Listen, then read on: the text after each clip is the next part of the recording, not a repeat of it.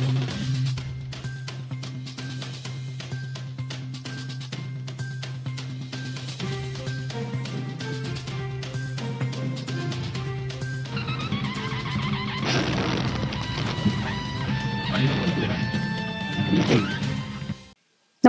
आपण पाहता Hirkani news. Hirkani news प्रत्येक क्षण ताज्या घडामोडी आणि महत्त्वाच्या प्रत्येक बातमीसाठी नेहमी तत्पर. डॉक्टर गायकवाडची हातकणंगलेतील कारकीर्द ही ठरली होती वादग्रस्त.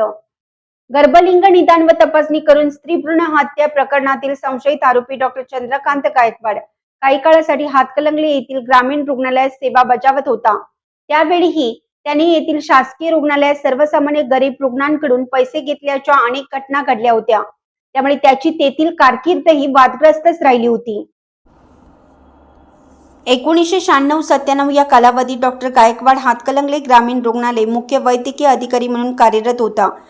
प्रसूतीसाठी येणाऱ्या गरीब घरातील महिलांची अडवणूक करून प्रत्येक महिलेकडून 1,500 रुपये घेतले जात होते. अन्यथा त्यांना 15 दिवस डिस्चार्ज दिला जात नव्हता.